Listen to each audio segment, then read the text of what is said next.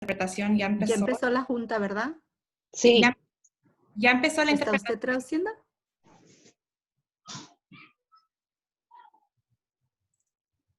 Oh, there we go. Ahí se ve.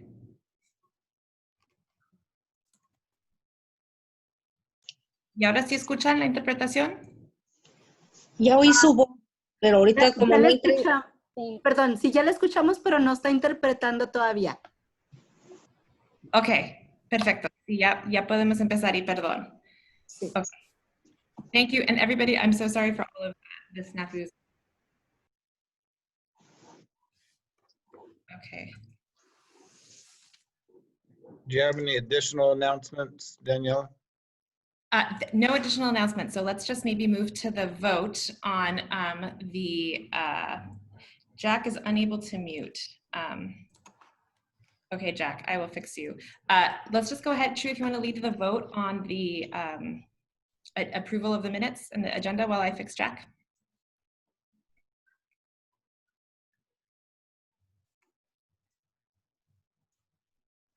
Chewy, you're muted.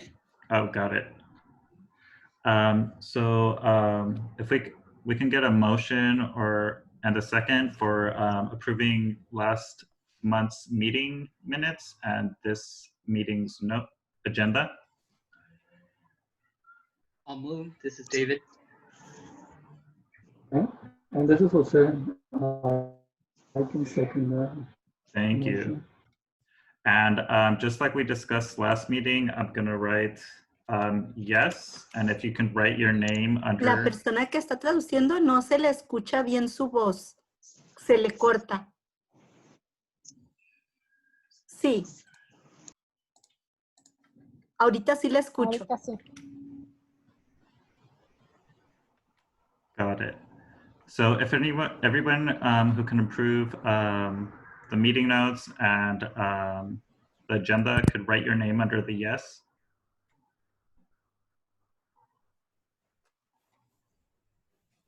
Thank you.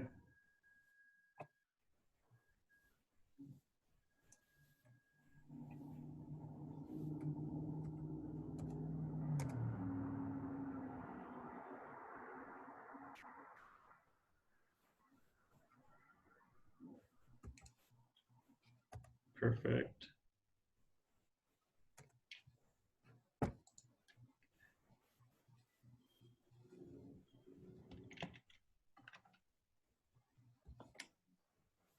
Okay, great. So with that approval, then Chewy, do you want to, the next agenda item is follow up to the May meeting. Perfect.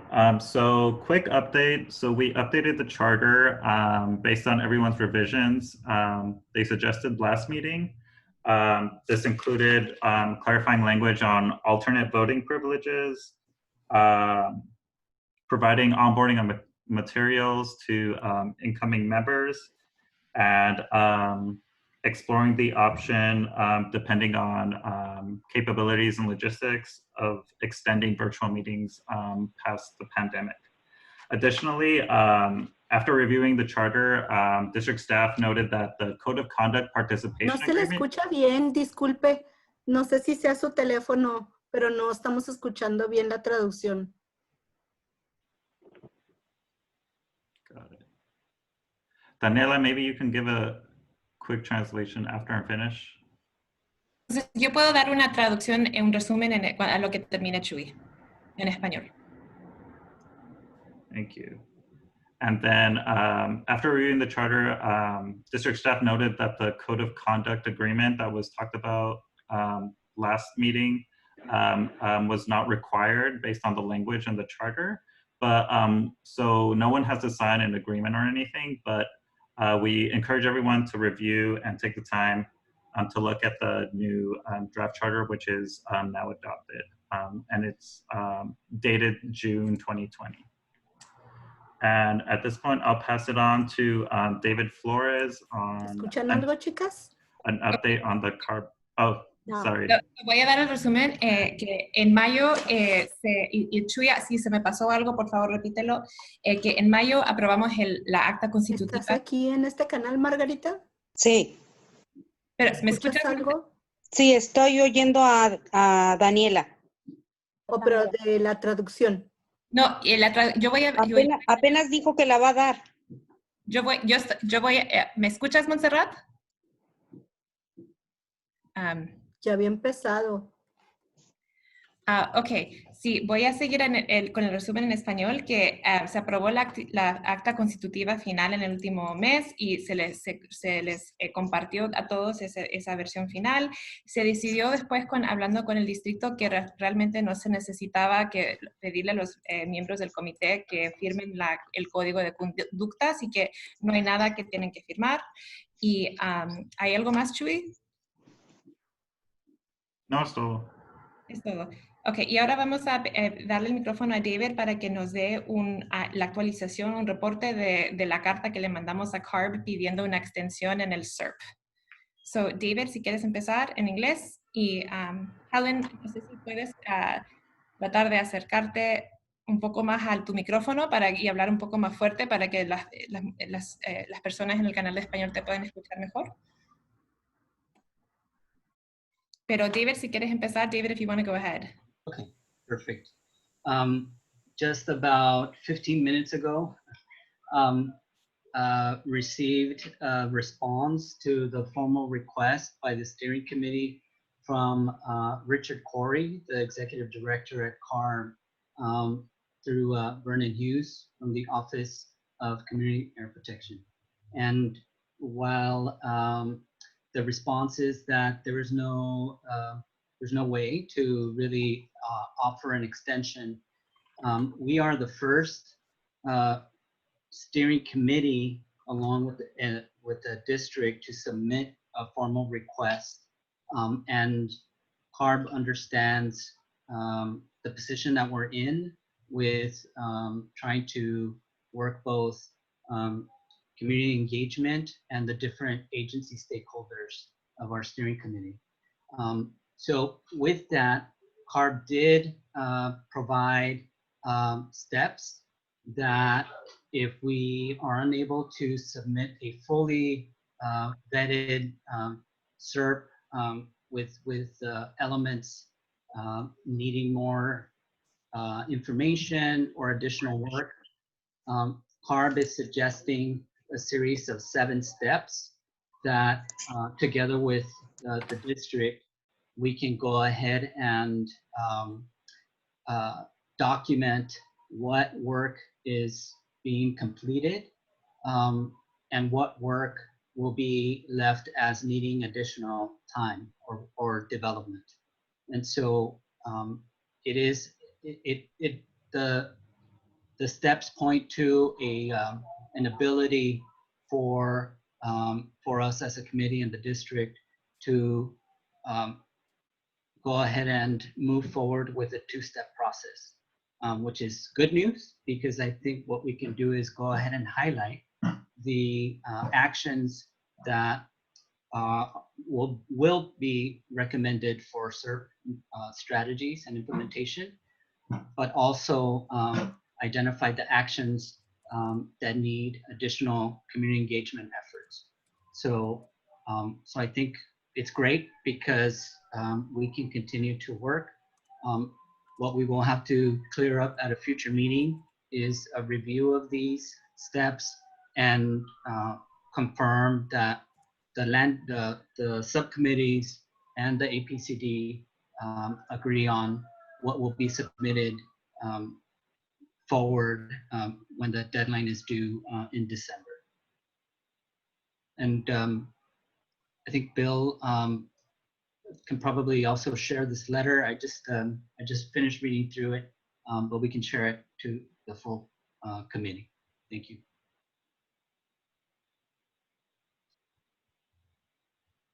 Yeah, we'll get that posted, David. We're having problems getting things posted today, hopefully tomorrow. Thank you, Bill. Okay, are there any questions on that item? ¿Alguna pregunta ahí o comentario? Okay, great. So, David, I have a question. Sorry, Daniela. go ahead. I don't know if Montserrat had a question. Who had a question? Sorry. Well, That's I your did, line. but I thought I saw someone else's name pop up. Yeah, thank you, David, for that. Thank you, David, for that report back. I'm curious, you mentioned that we were the only ones who have submitted a request. Have you, by any chance, had any conversations with other communities who've been selected to present the SERP this year? Because it just seems that, like, I don't know, like that we're the only ones who are in this situation. So I'm just curious whether you've had any other conversations with folks. I have not, Roman, but Mr. Corey does state in his letter that there are 3 other SERPs in development and that they will also offer them the similar strategy. And I only know that early on, I'm going to say back in March, some of the other SERP committees I was hearing were trying to figure out how much work they could do with the existing timeline back then. So I think it's probably going to be just a matter of time before they also move in that direction. Thank you.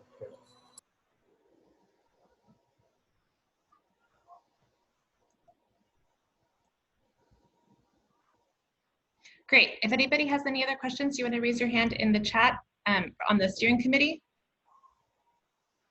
Okay, I see one hand up in the attendee room, so I'm going to call on David. Oh, David Saladino from ARB. I've been allowing you to talk. Thanks, David. You can now address the committee. Hi guys, thanks. It's Dave Saladino at ARB again. And just wanted to respond to that question. So as David Flores mentioned, we have not received any official requests from any of the other air districts who have year 2 communities are working on No estamos escuchando la as you folks traducción. are.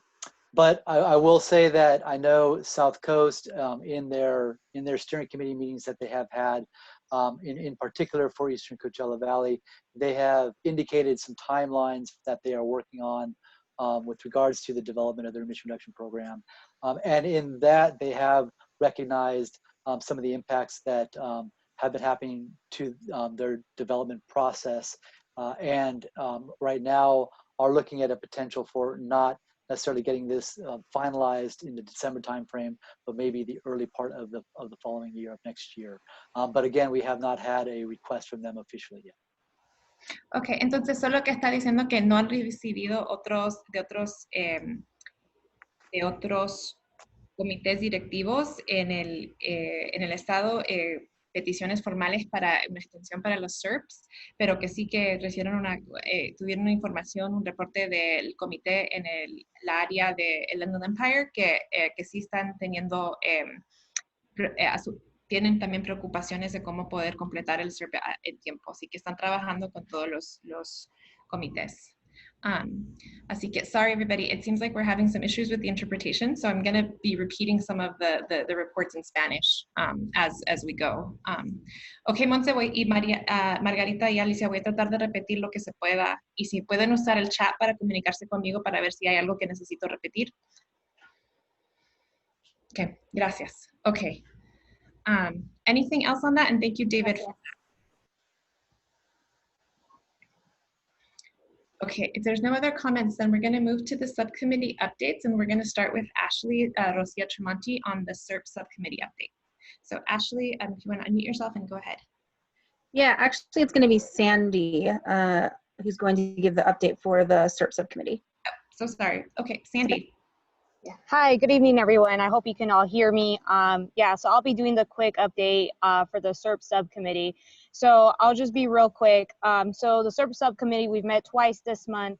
In these meetings, we've had myself, Ashley, Jack, Roman, and Joy, and Sylvia Casada, and a few other folks in these meetings. And so the first meeting was very general. We discussed about our frequency of the meetings, how often we will meet.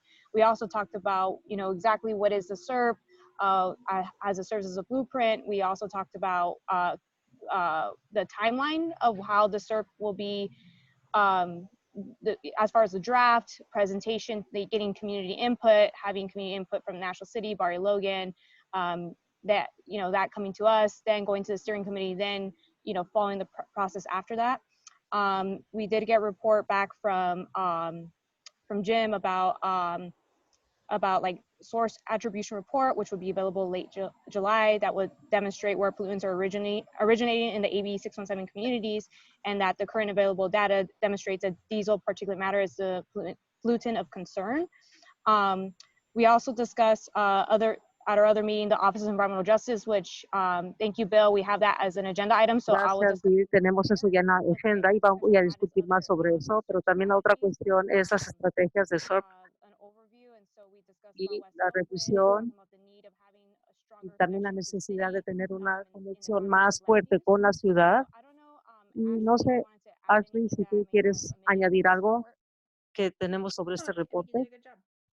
No, yo creo que estés muy bien. ¿Hay alguna pregunta sobre?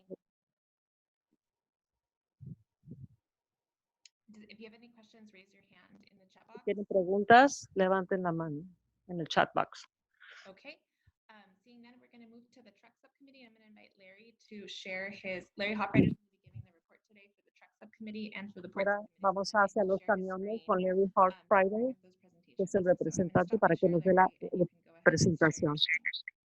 A ver, Larry, ahora puedes tú compartir tu pantalla. Gracias.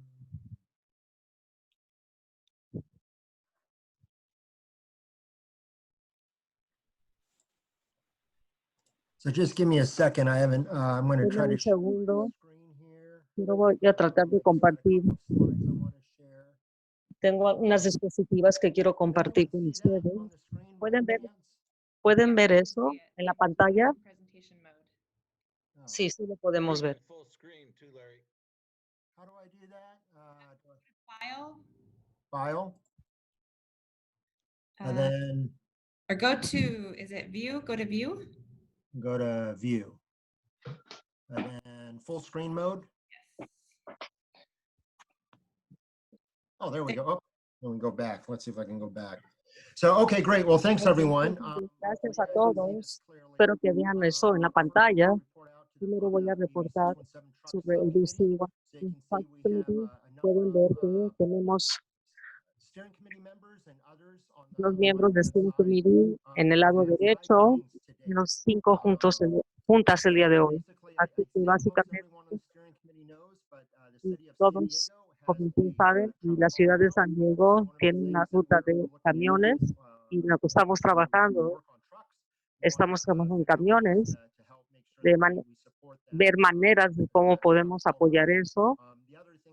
Y la otra cosa es que lo que podemos ver delineado con negro es la terminal de National City y toda la parte rosa es el AB617, Hotspot Community. Y una de las cosas que estamos trabajando es que también para oportunidades, para tener el seguimiento para los camiones, no nada más para ellos. Una de las cosas que hemos podido hacer en el puerto, en este subcomité, y ayudar en esto, es a entender hacia los camiones. Y recibimos dirección de la comité de portuaria de este año para identificar y ver particularmente hacia dónde van nuestros camiones.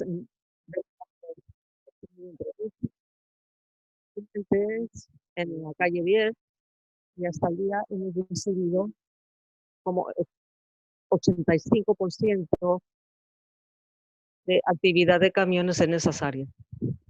Y vamos a estar haciendo lo mismo en lista también para National City, que ya está en el camino, y es esencialmente datos preliminares que quiero compartir con el comité, que nuestro subcomité ya está trabajando en esto. Tenemos 3 tipos de carga en la terminal y tenemos contenedores. Y cada mes tenemos aproximadamente camiones que mueven cargo. Y una de las rutas cortas puede ser candidato una ruta corta para la distribución nacional en National TV. Entonces pueden ver que 20% de esos viajes van hacia National City. Y en cuanto tenemos también en Otay Mesa, donde tenemos cargo que también se va para allá regularmente. Eso también es eso puede ser un buen candidato para ver si se puede suplementar con los camioneros.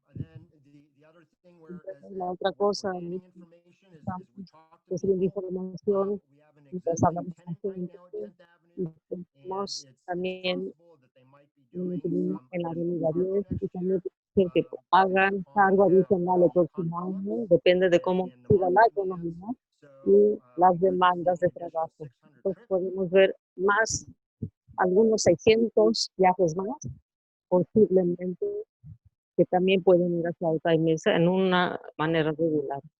Así que, otra cosa, no hemos tenido mucho adelanto en eso, pero quiero decirle al comité que estamos trabajando en eso.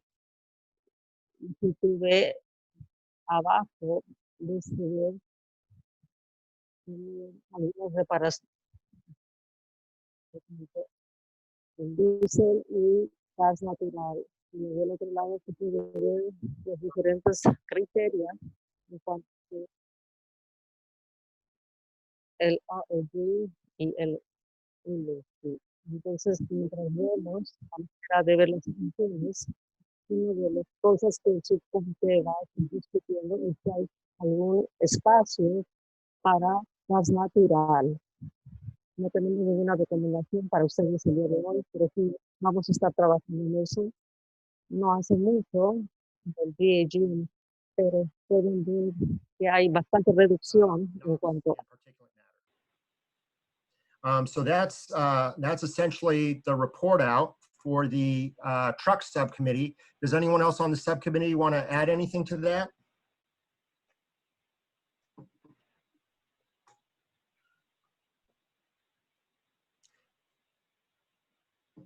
Here, I think you're muted, Daniela. Hearing none, do we have any questions for Larry? And thank you, Larry, for that. Great. If there's no questions, then do you want to go on to port, Larry? Yeah, that'd be great. So let's see if I can do this one. Expand. I'm going to click that.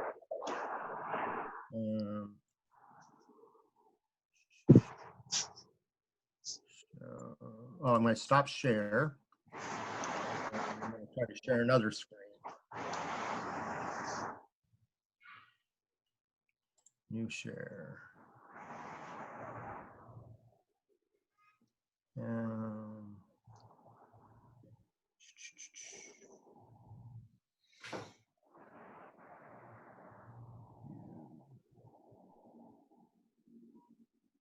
Let me know if everyone can see that. Yes. Yes. Okay. So the port subcommittee has met 3 times this month. You can see kind of a general overview of what we discussed at our different meetings there. The last meeting was pretty exciting. We talked about some potential EV charging at port parks. We reviewed some projects associated with the land use subcommittee. And then we looked at some preliminary findings from the port's cargo handling equipment inventory. So I'm just going to go through this real quickly. I don't want to spend a lot of time, but at the bottom here, on the left-hand side, we have essentially 3 terminals. We have our CST, which is our cruise ship terminal, our NCMT, which is our National City Marine Terminal, and TAMT, which is our 10th Avenue Marine Terminal. And then in the second column, you can see the different types of cargo handling equipment. And then the columns that follow, we have gasoline, diesel, propane, electric, solar, and then a total. So if we go down to the very bottom here, you can see that for all of our terminals, we have some gasoline. We have about 52 pieces of diesel cargo handling equipment, the majority of which are at the 10th Avenue Marine Terminal right now. When you look at the National City Marine Terminal, they really don't have much diesel equipment in that regard, any that we could find. We have a little bit of propane, but then we currently have about 77 pieces of electric pieces of cargo handling equipment And again, we have 11 of those at the 10th Avenue Marine Terminal. So again, this is our cargo handling equipment inventory. And the hope here is to attain a baseline, and we'll be looking at let me look at the next slide here. This just gives you a sense in terms of the type of equipment is in the left-hand column here. We have different size and capabilities of forklifts, yard tractors, cranes, and top handlers. But then you have the description of it, the model year, horsepower, fuel, and then the annual hours of operation. So what we're doing now is we're looking at the tons per year that are emitted for NOx, DPM, and the CO2e or GHG. And we're trying to identify which ones are the highest polluting and which one would be most appropriate to be upgraded and or replaced. On the right-hand column, we have the cost to replace this specific piece of equipment with its electric counterpart. So this is essentially, again, just a snapshot in time. This is where we're at right now. But the goal is for the port subcommittee to identify equipment at our marine terminals that are appropriate, that we should target to be upgraded to electric. Then, so the next step, once we identify those pieces, is to reach out to the owners of that equipment and to try to obtain, hopefully, some type of a verbal commitment or some type of approval to move forward and to try to get that type of equipment replaced. And that's all I have on that committee. And again, if there's anyone else on the subcommittee that would like to add anything, or if there's any questions, happy to, please let us know. This is Joy. Sorry, I didn't put my hand up or anything, but go ahead. I'm just going to say unmute yourself, so just go ahead. Well, first I wanted to thank Larry for being a good sport and doing the report back when he was already doing the truck one. So appreciate that.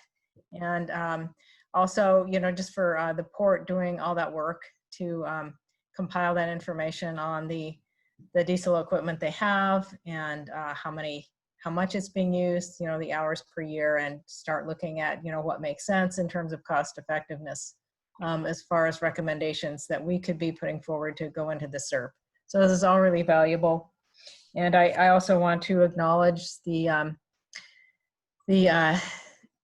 members of the committee who are port tenants who've also been willing to, look at their own operations and start identifying some opportunities for emission reduction. So it's oportunidades para reducir las emisiones, y quiero apreciar también su participación en el comité. Entonces entendemos que el tiempo para tener las recomendaciones va a ser a finales de julio y vamos a empezar entonces a finalizar todo lo que identificar todo lo que se tiene que hacer y durante ese tiempo de extensión. Así que nuestra próxima junta va a ser en cuanto a lo.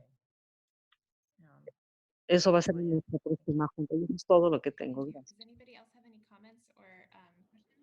¿Alguien más tiene algún comentario o pregunta? Jack, ¿me puede oír? No, not your fault, not your fault. Just a question for Larry on that. Una pregunta para Larry. En la última dispositiva, la lista del equipo y los costos para las piezas, las eléctricas. ¿Puedes dar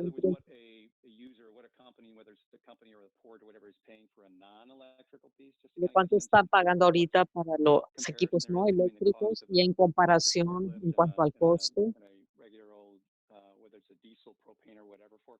En cuanto si va a ser,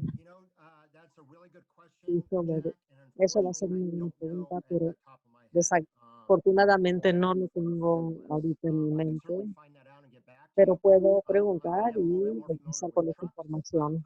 Sé más sobre los camiones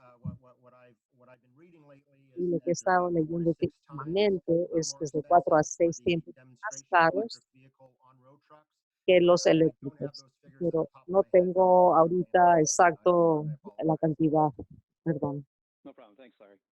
No hay problema. Gracias, Larry.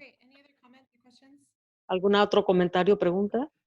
Daniela, the one other thing I might just add, if I Algo could, que is puedo añadir si puedo we're es que slated to bring estamos programados para traer una actualización a on our los maritime clean air comisionarios strategy. portuarios en We're cuanto a la hoping to get some estrategia. direction Estamos from them esperando and to que have nos some den alguna recommendations for them dirección that we y can then algunas roll into the recomendaciones que AB617 podamos SERP. ver So en just el want to give a quick ABC y quick quiero, plug. Our next board meeting is scheduled y for nuestra July junta 14th. es So maybe a quick el heads up, we might 14 be de reaching out julio y a lo to mejor some of ahí the steering podré committee members hablar con algunos de los to del see if they'd comité be de willing steering to para ver si ellos attend estarán that hearing, dispuestos a be it APCD or CARB aportar en staff esa junta or members of the community to kind of help y support algunos us, miembros de la educate the comunidad que board también also nos for our den emission algún reduction apoyo efforts. para reducir. Great. Thank you, Larry. Gracias, Barry. So with that, I'm going to hand it over to Y con David eso Flores to give the también, entonces, AB617 Land Use Subcommittee meeting. And before we do that, antes de eso, Kathy and Jim, I'm going to switch you all. So once David finishes, we'll let you go ahead with the toxic hotspot rule, Jim, so that you're not delayed. en cuanto David Thank you, termine, Daniela. nos seguimos. Gracias, Daniela. Again, this is a summary of the work in Esta the es Land Use Subcommittee.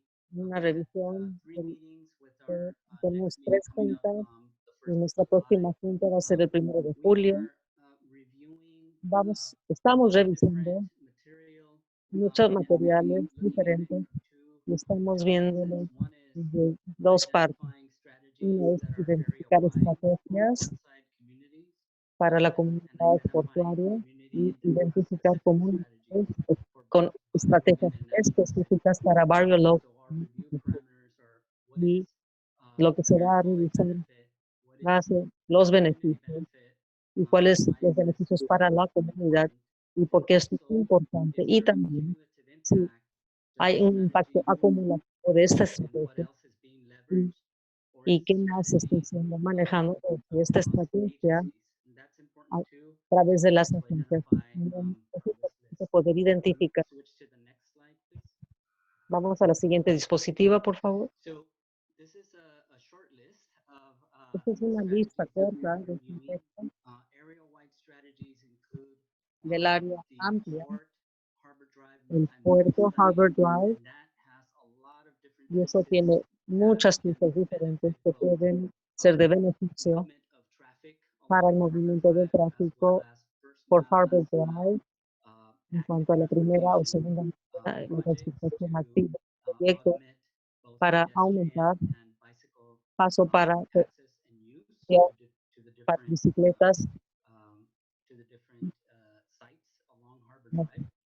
a todos los diferentes lugares de Harbor Drive y también estamos revisando Sandal, los proyectos de Sandal Portside communities that para are las part of their comunidades que son preliminary parte multimodal access strategy. de las estrategias multimodales y esas tienen muy buenos proyectos para Barrio Logan y National City que también se conecten con el comité y estamos revisando estrategias para la reducción de exposición a áreas y las estrategias específicas de estos proyectos. Y para algunas veces todavía estamos coordinando juntas con la ciudad de San Diego y seguimientos con National City, pero tenemos la siguiente diapositiva y finalmente creo que nada más para señalar algunos de los proyectos que están recibiendo interés bastante alto, que estamos revisando como potenciales. Más grandes sería hasta arriba y la más grande sería una estrategia para Harbor Drive, multimodal y una combinación de proyectos. Directamente no hay una manera para que sea tráfico en Harbor y el tráfico se está aumentando alrededor de las dos comunidades. Entonces estamos viendo adelante con esto y el equipo de Sandal ha sido bueno. Y esto también está incluido en el plan para National City y Sandal para la ciudad de San Diego. Otras cosas para resaltar incluyen new I-5 on-ramp to 28th Street. Va hacia la calle 28. Y la posibilidad también de los parques y también el proyecto verde. Estrategias similares con los demás proyectos que tenemos visto. El parque de National City salió como una parte importante para la comunidad.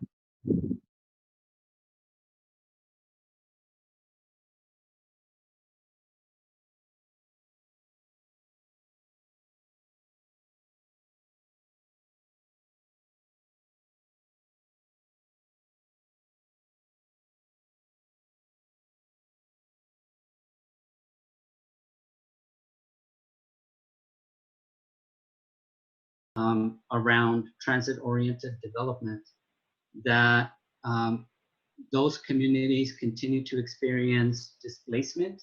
And so how can we develop a SERP strategy that adds a little bit more for housing stability, either increasing percentage of affordable housing in new developments or other kind of work like that.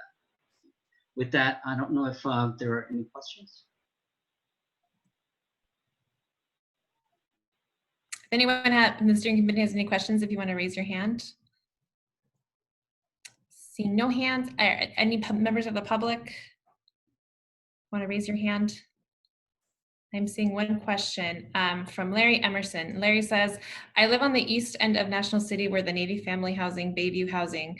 Can't the Navy use these funds to provide bus shuttles to the military, to take the military folk to their bases instead of each individual drive their one gas vehicles through town on our local road? Thank you. That would be, that could be something that we consider in land use.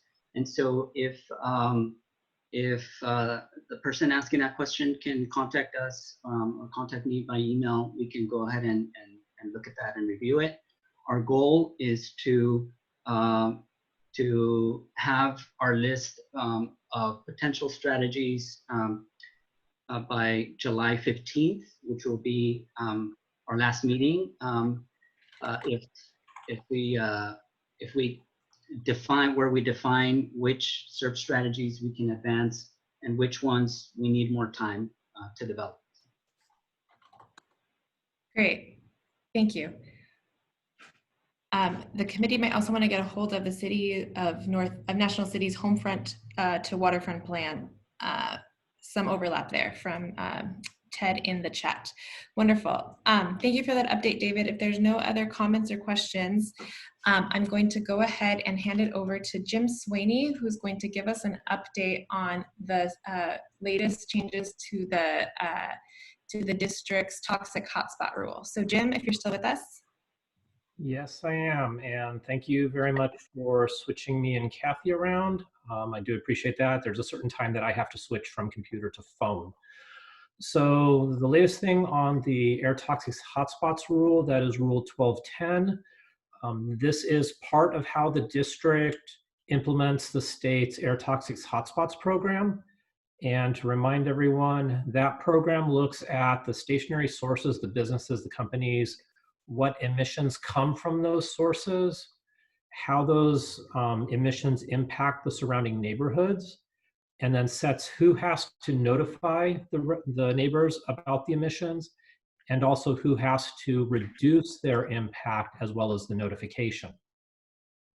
So last year, our board directed us to look at the threshold that we use for cancer risk for when facilities have to reduce their impact.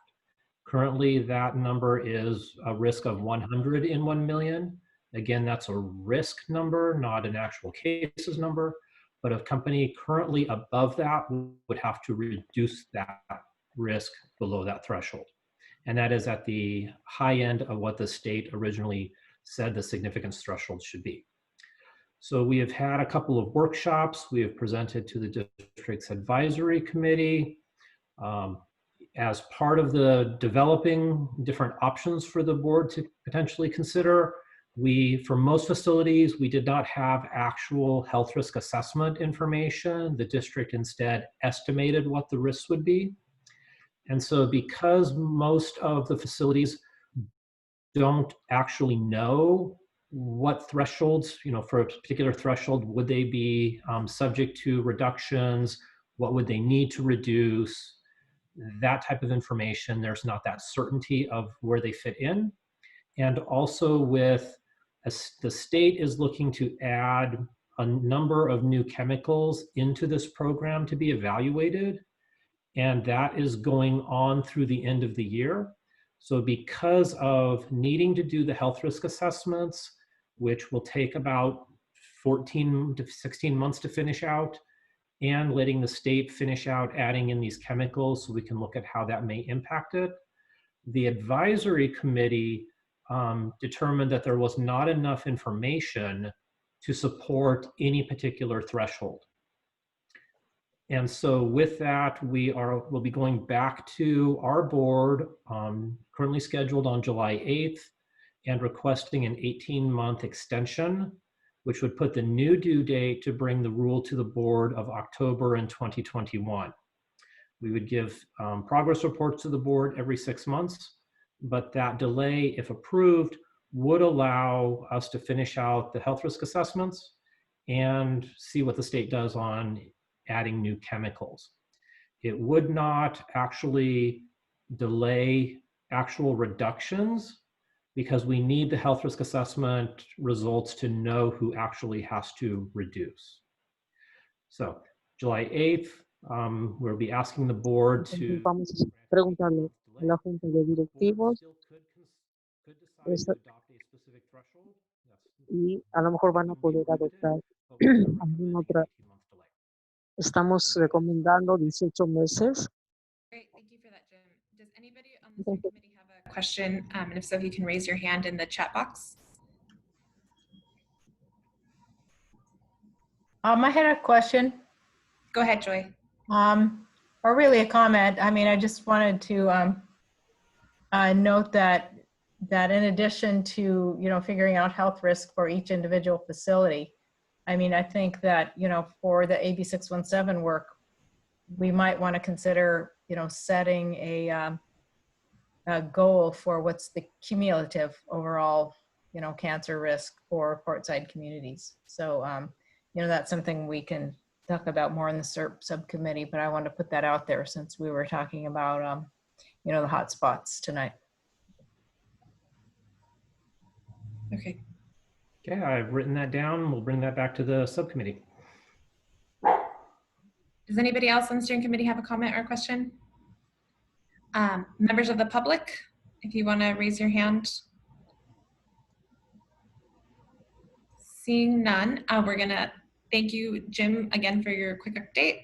And we are going to now go to Kathy Keehan to give us an update on the incentive funding scenario. Okay.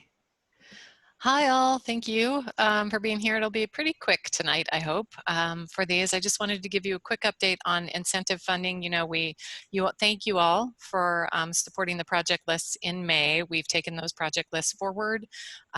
We've briefed our management, who's very supportive of that project list. We've briefed the board, the AIR board, who's supportive of those projects. So we're moving forward. We're sending out contracts for those applicants who qualified for that money. So if you are an applicant or you know an applicant, expect to see something very soon. Certainly a letter from us or from the supervisor's office saying congratulations, and then we'll follow up with contracts and information on those projects. So we're excited to be moving forward on those. It's been a long time. We thank you all for your patience in letting us work our way through that process. We're excited to be getting to this phase and hope you are too.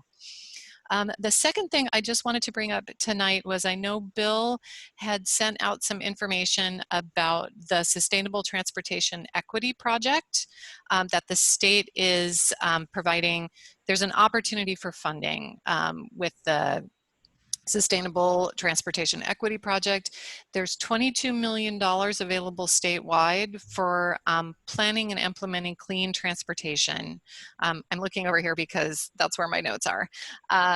So I wanted to check tonight and see if the community was interested in potentially participating in that program. There are two separate kinds of applications. There's a planning process application, so to do some additional planning, and there's also an implementation grant opportunity through that funding. It's open to community-based organizations, federally recognized tribes, local governments interested in implementing clean transportation options. There are some meetings coming up. The first one is on June 30th for people who want to find out more information. But I wanted to open it up tonight to see if there was interest on the steering committee, if you all were interested in perhaps shepherding an application for things like zero emission buses, van pool, bike and pedestrian infrastructure, anything that increases access to and use of transportation without a personal vehicle. So I know you guys probably won't have anything tonight, but I encourage you to reach out to me if you are interested and you think you have a project that makes sense. And I see Sandy already is jumping on it. Thank you, Sandy. I will reach out to you. Does anybody else on the steering committee have a comment or a question on this item for Kathy? If so, if you want to raise your hand in the chat box. Not seeing any. Members of the public, is there anybody that has a question or comment? Raise your hand in the chat box. Okay, not seeing any. Thank you, Kathy. We always appreciate your updates. Thank you very much. So with that, we are going to turn it over to David Zajac, who is representative from the U.S. Navy, who is with us tonight to give us an update on the greening initiatives that the Navy is working on at the base. And so, David, did you want to share your screen, or did you want me to bring up your presentation? Or Dave, sorry, not David, Dave. Okay, can you hear me? Am I live? Yeah, no, you're there. All right, wonderful. All right, let me go ahead and try this. I'm going to try to bring it up on my screen. If I fail, you can help me out here, so stand by.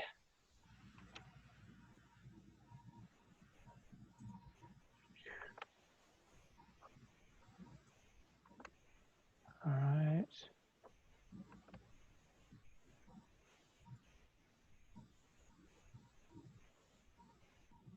Now, can everyone see that? I think you need to put share screen on the bottom where it's green. Do you see a share my screen option?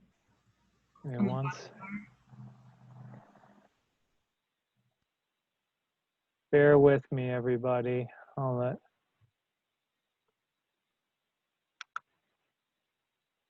You're all here, but I lost the visual here. You might need to get back into the Zoom and then hit the green share screen at the bottom and then follow the cues there. All right, so Daniela, I am looking at a wonderful Zoom, a white screen with a blue Zoom. Oh, and is it showing you what's on your screen? No. Let me share my screen. Let me share my screen, and I have your presentation up, and why don't you just cue me on when you want me to go to the next slide? All right, wonderful. Now, the challenge is I don't know where I just went.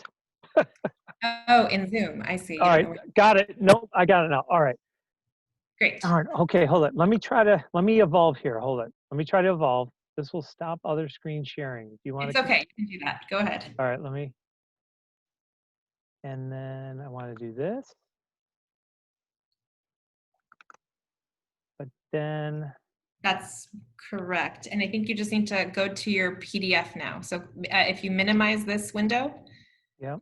There you go. Okay, and then what I want to do is hit present. Move everybody over to the left side. Yes. All right, did I move everyone comfortably? We do not see that, so that's just your screen. So perfect. You All are. right, thank you. Presentation. Thank you, David. All right, thank you so much, and I apologize, and I appreciate everyone's patience. That was my maiden voyage right there. So welcome everybody. And Daniela, I am live, correct? Yes, you were live. Go ahead. All right, wonderful. Well, good evening, everyone. My name is Dave Zajac. I'm the Community Planning and Liaison Officer at Navy Base San Diego. And what I hope to provide to you this evening is about a 10 to 15 minute presentation on our 2030 mobility vision. The mobility vision actually is focused on actually aligning the social, economic, and environmental impacts along with the mission impacts for the base. And the goal of the mobility vision, which is directly connected with our installation development plan, is to ensure our mission readiness by leading active transportation initiatives for the benefit of all. Now, what you can see here is can everyone see my cursor or no? Yes. All right, wonderful. So I'll use that tactfully then. So we were just talking about grade separation this evening, right? We were talking about active or multimodal transportation. We're also thinking about congestion and basically the air pollution associated with that.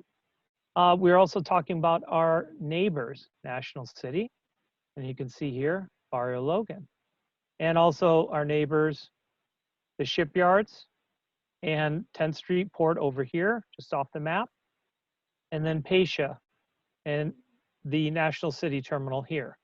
But what you can see here is the outline of Navy Base San Diego that's bordered by the Interstate 5 and bisected by Harbor Drive, the freight line, rail line, BNSF, and also the trolley. And what I wanted to share with you here is that this area here actually is the main training hub on the West Coast. So this area here matriculates as many students as UCSD on an annual basis. And then the wet side of the base, it's referred to as the wet side because it's the side that's on the waterfront, actually sees this whole combination here, sees as many visitors a day as the airport. And at peak traffic, both inbound and outbound, in AM and PM, I'm sure many in the group here understand that we experience gridlock. Now, our goal on the base is to get more people doing this, right? And you can see these are our sailors, and this is our multimodal strategy, walk a mile, bike 3 miles, because literally this housing area, which represents about 5,000 sailors, we want them to walk across and actually use our trolley system inside the base to actually get down to the south side of the base, which is roughly about a 3-mile commute, or choose to bike. As you can see, this sailor here is already biking. And then you can see here, this is the line in the morning for the trolley. So it's a walk a mile, bike 3 miles campaign to A, improve sailor readiness, but B, reduce this, and then also increase the quality of life, not only for the sailors, but then neighboring communities. Now, what's key to this is that actually we have projects on the books, but currently not funded, for a mobility hub within Navy land here that has a flyover connector, i.e. a grade separated solution along the trolley and freight line here to provide for a multimodal connection between the dry side of the base, which we refer to as the Installation Training Center, and more or less this is where we've got our medical and dental services. So roughly everyone here has to get to this side of the base at least 3 times a year. We want to make sure that when they're doing it, they're walking and biking versus having to go out the base and come around, etc., or come around through another option. Right now, there is no direct connection between the wet side of the base and the dry side of the base. And that solution in the future is Vesta Bridge, which is and will be a multimodal concept bridge, which will alleviate traffic congestion.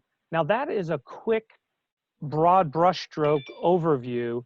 And if you've got questions, hold on to them, because now what I'm going to do is just do a little bit deeper dive.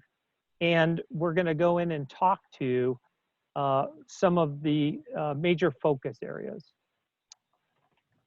So who are we? I wanted to kind of dive in first, but a lot of you are in the local community, so you already know who we are, and you also know that we're in a densely urbanized area. But you may not know that 2/3 of the Pacific Surface Combatant Fleet are located at Navy Base San Diego. And surface combatants basically think littoral combat ships, cruisers and destroyers, and amphibious ships. They're the smaller aircraft carriers that support our marine deploying forces that go out into harm's way, but then also play a critical role on securing our sea lanes of operation to support commerce. One of the things that we wanted to mention is that currently we have 12 piers along the waterfront. And what's important to note is all 12 of those piers, when these ships pull into the pier side, they cold iron. I apologize, I'm a former medical logistician, so there's a cold chain management, but here it's cold iron. And what that means is once they plug into the pier, they actually connect all their utilities to the pier, and they do not emit any, they don't emit, period. So really they provide hotel services, so you've got electrical, water, sewerage, etc., so that the ships do not need to operate.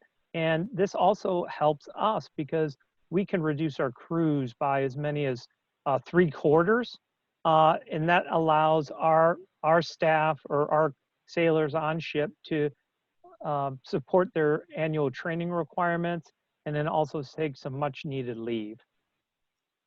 And down here, the mission of the base is actually to serve the fleet fighter and family with excellence in all we do.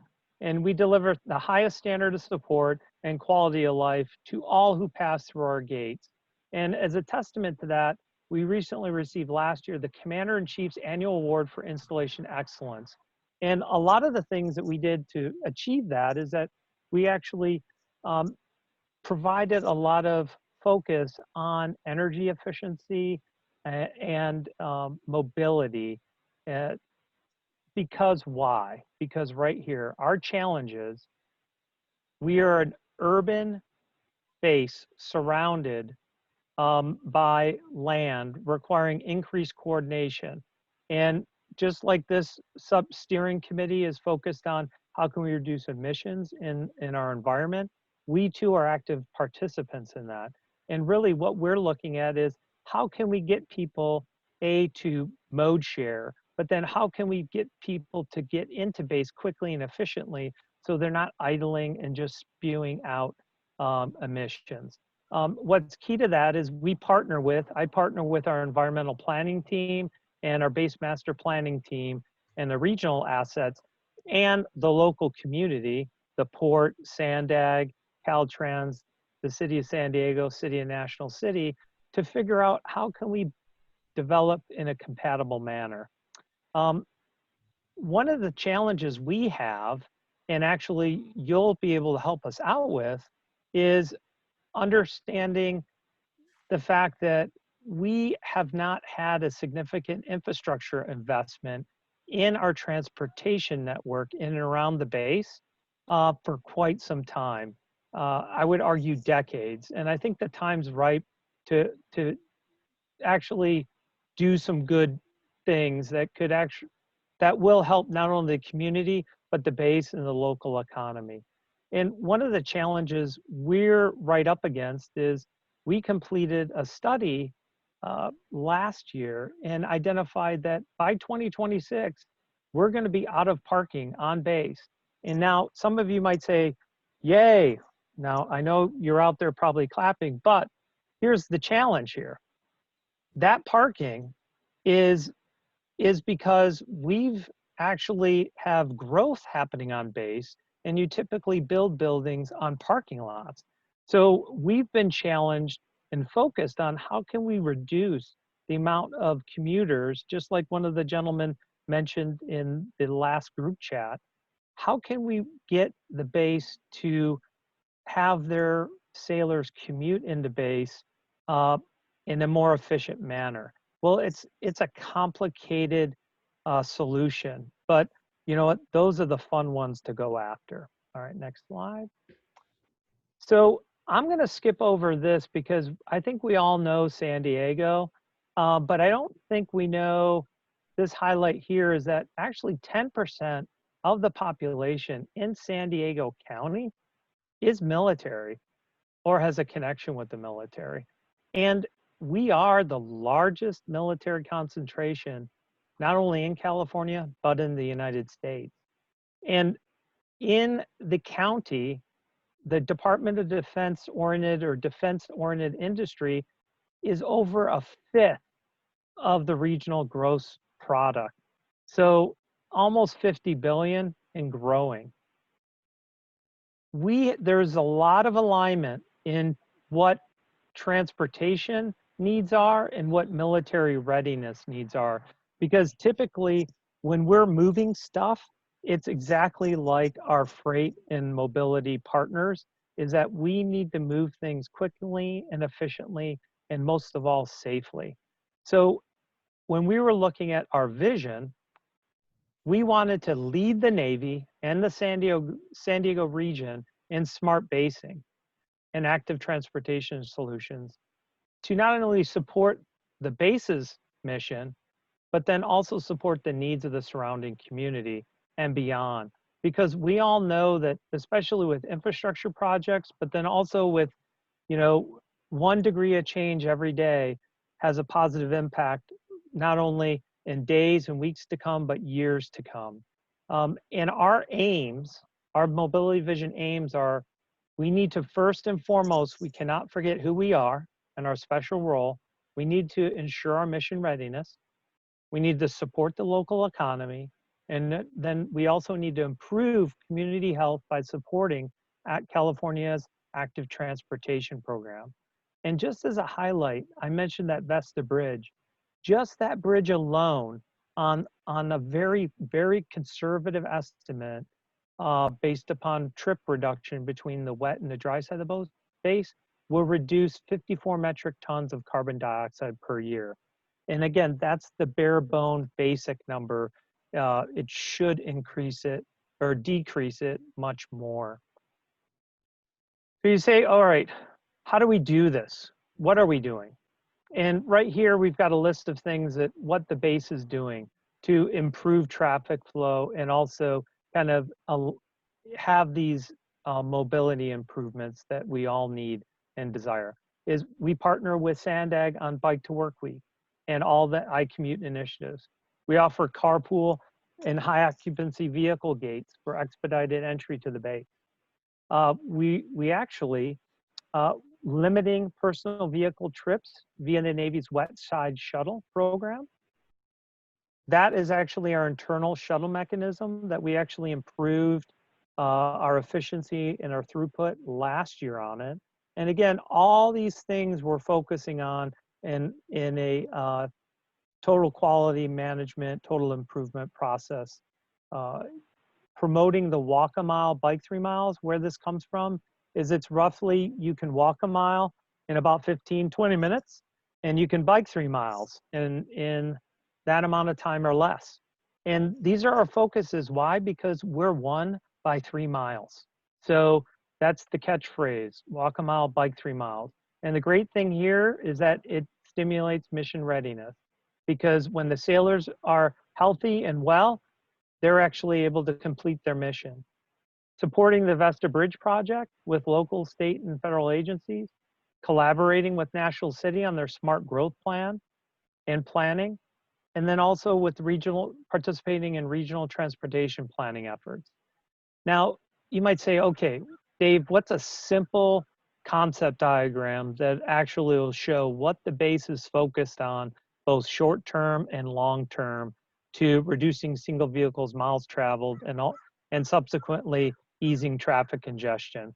Well, you can see the list right here. This was already done.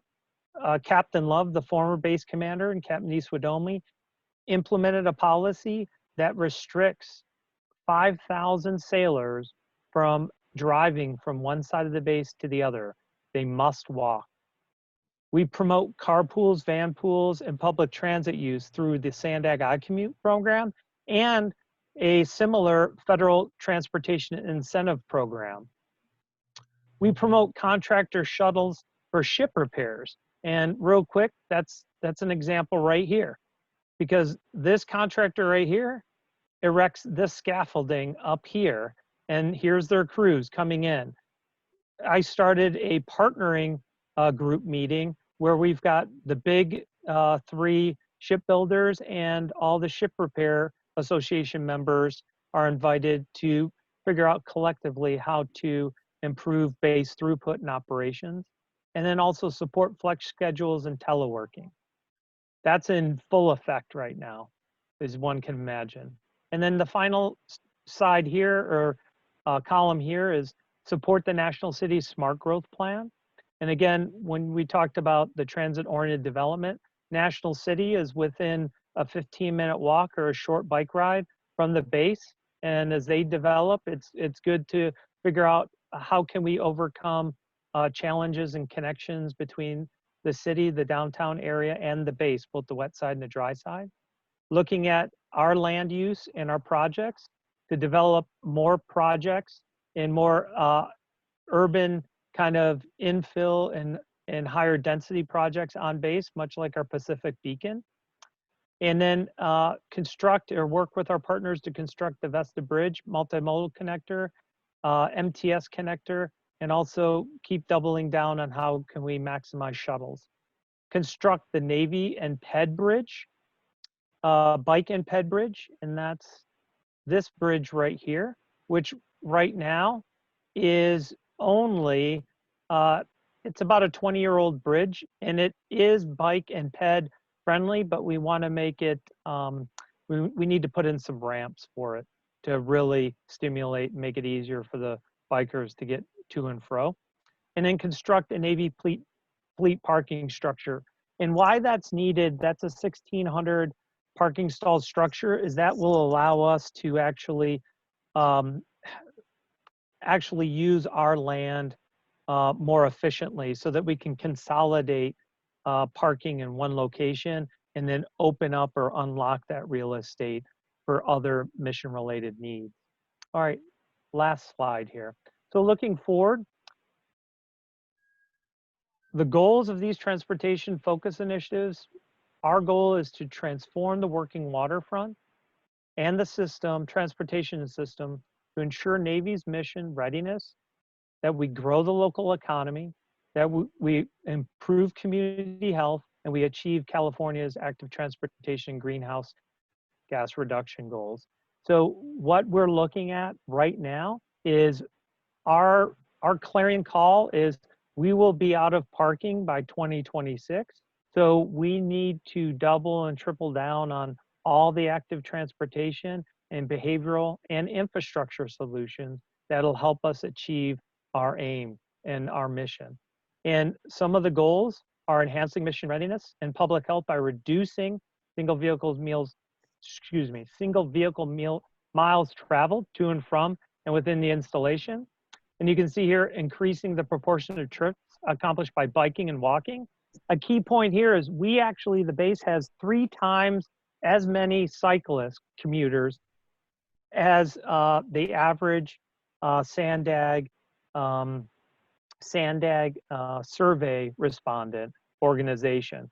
So we are actually leading the charge, but we want to exceed where we're at and really break away from the pack, if you will. We want to continue efforts to reduce greenhouse gas emissions, because what's good for the economy on air quality is good for the base. And we want to create a mobility hub, both one internal and then look at opportunities outside the base. And we want to partner with local metropolitan transit to figure out where we can do this. We want to continue to partner with our transportation and multimodal efforts with all state and local agencies. And we will continue to expand and support flex schedules and also telework initiatives. But you can see here is these are more or less like some 3 concept diagrams on what our focus areas are. And with that, I'll end with we were made history 2 years ago. We were the first bike share. We started the first bike share in the Department of Defense. And then we rebooted it again in 2019 with Jump. So first year was Lime, right here. Second year was Jump. And now we're moving into 2020. And unfortunately, Jump has left. So now we're trying to figure out another vendor that can provide for e-bikes for the base, because we were actually having several hundred sailors commute from the base of our pedestrian bridge to the south side of the base. So it was a wonderful opportunity, and we're looking forward to continue that. But with that, Daniela, I'll open up the floor for questions. Thank you. Thanks, David. So we do have one question from the public, Lawrence Emerson. So I'll call on him, but first I want to go to the steering committee and see if anybody from the steering committee has any comments or questions for David. And if so, can you raise your hand in the chat box? And I see somebody's hand up. And if you want to go ahead and unmute yourself, Joy. Yes. David, thank you for that presentation. That was a lot of information, and sounds like you're doing a lot of great stuff. I had a couple questions. One is I'm wondering if there's been an attempt to quantify the reduction in emissions, or quantify the impact on air quality in portside communities. I mean, what kind of reduction might we expect to see in PM, or NOx in ambient air in the community? And, is that something that can go into the SERP? So that was one question. And then I wondered also, your comments were directed all to, mobility. But the bigger picture is the Navy, we keep hearing is doing a Pacific pivot. So, there's a big picture question for us who are looking at air quality in the portside community about what's the total magnitude of that, what will it entail in terms of new ships that are coming that will need repair here, how many new shipyard workers we might expect, how many more sailors might be coming, and is it possible to quantify the impact of all that and start addressing that as one giant project in effect that will be coming and impacting air quality in our communities. So I know that's a lot, but those were my questions. Thank you. No, thank you, Joy. And my role as the community planning officer, my main focus is not environmental.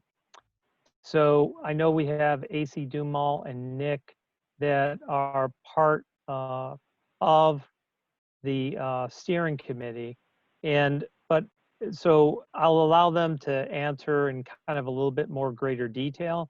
But just regarding the pivot to the Pacific and additional ships, I think what's important to note is that all ships, we have the capacity to cold iron all ships, basically 99%, because technically at different points in maintenance, they might come off shore power to test systems, but 99% of the time you've got 30 ships not emitting anything.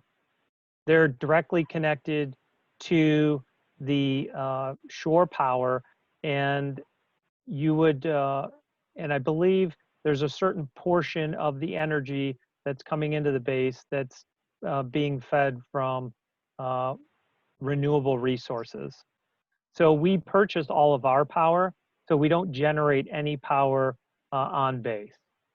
So with that, and then as far as quantify reduction, et cetera, I know AC or Nick are on the call, and I would ask them if they can maybe address that comment, Joy. Hi, this is AC. We are in the process of gathering that data.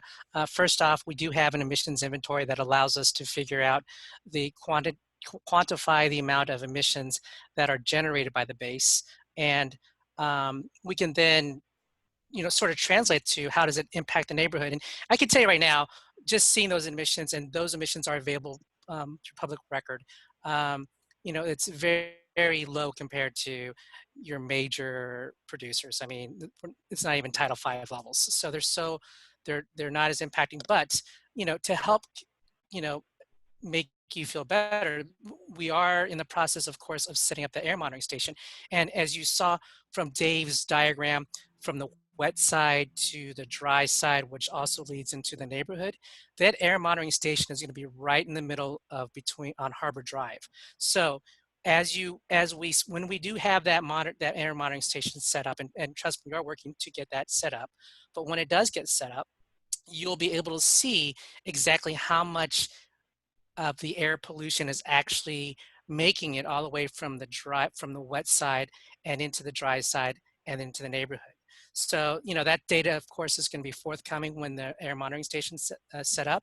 And last but not least, we do have traffic studies that we from NEPA studies that allow us to understand the nature of the traffic and how that's moving, of course, and that's going to change over time as we, evolve and from what Dave has shown, and as well as the folks at the port. So we're, we definitely would are working on that portion of it, and so that will help communicate the information that you'd like to know about how are we impacting the community. And just as so thank you, AC, I appreciate that. And just as a comparator, as we mentioned, roughly there's about 30 ships in port at any given time. So they're more or less on these piers, and they're cold iron, so they're not emitting. And that's a good thing, right? And then you've got, in this general vicinity here, we have our Defense Logistics Agency, and then we also have a warehouse here in Distribution Center for a naval exchange. But roughly, our truck counts per week are about 150 per week, and that's varying sizes, and many of those aren't diesel. But those are those things that we're also looking at, how do we electrify vehicles as well? And that's one of the things that we tried and honestly failed with MTS with because of legal matters, right? Because we're a secure Navy base. So we couldn't partner with MTS to provide for electric or renewable energy buses to gain entrance to the base and actually take over our trolley service. However, we're not giving up, and that, part of the journey is one step at a time, and all parties agree that we need to look further into it and figure out how can we create an actual link via these trolley stops so that people can bike, walk, and have a transit connection into the base. Great, thank you, David. So we have one more question from Jack Monger, and then if any other steering committee members have any questions or comments, if you want to raise your hand as well, and then if not, we'll go to Larry after Jack. So do you want to go ahead? Thanks, Danielle. It's just a quick comment. I just wanted to say, David, that I had no idea all of these things were taking place. Maybe everybody else did, but I don't go on the base, so I'm not aware of all the plans or construction and other things that you all have done to be more efficient and be a good neighbor. And it's a great story. I hope you're out telling this to particularly the surrounding community in close proximity to the base. And I know I'm glad you came today to share that with us. It's really, really good to hear what the Navy's doing in that regard, particularly in the portside community. Thanks.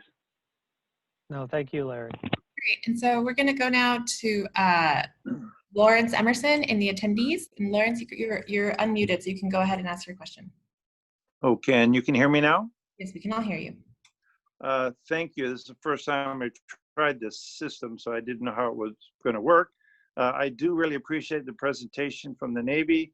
I think I met that Captain Love you mentioned before a couple of years ago. It sounds like he's moved on, but if you can give him regards for all this work that he's done to move things forward, that's really appreciated. And I just wanted to go back to my earlier question where the Bayview housing, which is on the east side of National City, lots of families, and they all go somewhere, the Navy facilities, but I see them all driving their cars. I don't see any shuttles coming picking people up.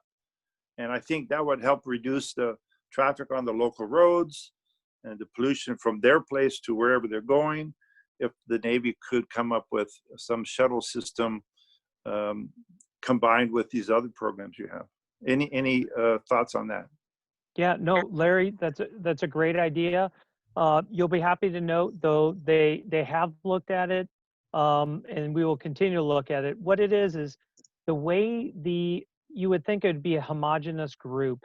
Well, it is homogeneous. They're all Navy families. But outside of that, like I mentioned, there's 30 ships that are typically in port at the Navy base. And based upon each, if you can think about it, each one of those ships is its own little city. And then they actually have their own public works and et cetera. So suffice to say, really short answer, there's so many variables. It's a challenge to get an efficient and effective connection. However, we've identified a couple areas that we do that.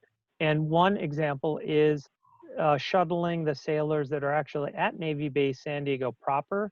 There's about 50 of them that, because of barracks limitations at the Navy Medical Center San Diego by Balboa Park, those sailors get bused up to their place of work and bused back. And then as another example is we've doubled down. There's typically about 3 or 4 ships in the yards for BAE, NASCO, and HII, or Continental Maritime. So we've actually targeted those ships and those crews for marketing for the Sandag I-Commute and the Transportation Incentive Program, so that literally those sailors can walk over to the transit stop at 32nd and Harbor or Pac Fleet and then shoot down the shuttle to their next stop, either 28th or Barrio Logan, and then get off and walk to work. So we are making inroads, and that last one was a recent improvement. That was a focus thanks to Captain Love, and then also the new commander, Captain Niswadomi, is 100% behind all this and leading the charge on this as well. So those are like 2 examples where we are busing, and we will I will continue to kind of communicate and coordinate with housing to see what we can do to help out with that. But it is a very complicated process. But I thank you, Lawrence, for bringing it up, and then just know that we are looking at it, and where it works, we're doing it. But I'll make a special effort to look at Bayview housing again with housing. Thank you. Great. Thanks, David. We really appreciate your presentation. And I think what we can do is make your email available to folks who want to maybe send additional questions that are coming up in the chat box. But we really appreciate that time. So, and thank you for being here today and for joining your colleague, AC, who is here every month with us. So thank you. Thanks, David. Great. So with that, we just want to keep you on time. So and the next, to keep us on track on time, we're pretty actually okay. We did want to have just a quick conversation about the steering committee recruitment. Right now we are at 27 members. And with the resignation of Andrea Lopez Villafana, and there's also additionally some additional extra members who have not been who are formally on the list but have not been participating. And so we just wanted to talk to folks just to raise maybe for and maybe not for discussion for this meeting because we're running out of time and we have additional items, but we just wanted to raise the points. If you have ideas for community representatives and other people that you think would be great to have on the steering committee, we'd appreciate you emailing those names to Bill and myself at the Air District and encouraging folks to apply to fill the vacancies that we have. And in an ideal scenario, we would have more people that we would have to pick. So that would be great. And then the other thing is for those members of you who are already officially active, if we can also have you guys encourage you to identify an alternate for yourself in case that you're not here. So in the case like of Andrea Lopez Villafana, if you find yourself in a situation that you need to step down, your alternate would be available to step in. So I don't know if anyone on the steering committee has any comments on that or ideas, but we just wanted to raise that. Hearing none, I'm going to then move on to the next item, which is the proposal by David Flores and Joy Williams from EHC for the steering committee to sign on to two letters of support. The first letter is a letter to the California Air Resources Board related to their rulemaking on the advanced clean truck rule. So David and Joy, I don't know if either of you want to unmute yourselves and go ahead.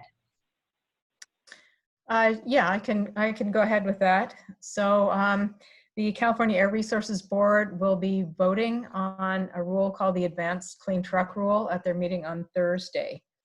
And if you haven't heard of this rule, this would is a rule they've been working on for a couple of years. It's gone through many rounds of drafts and been extensively redrafted over time. So what they will be hearing on Thursday is a rule that will require large manufacturers of heavy-duty trucks to start phasing in and increasing percentages of the trucks that they're manufacturing will need to be zero emission. So, there is another rule that would be a companion rule to this one, and that would require that large fleets also phasing in on a similar timeline will have to start buying some of their fleets, some of their new trucks being electric trucks. So the combined impact of those two rules together would be to accelerate the shift to electric trucks from heavy-duty diesel trucks.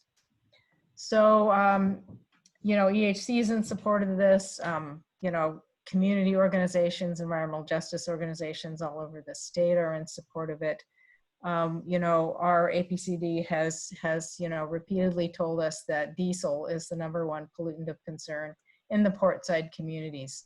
So, it seems like the steering committee should go on record in support of the rule also.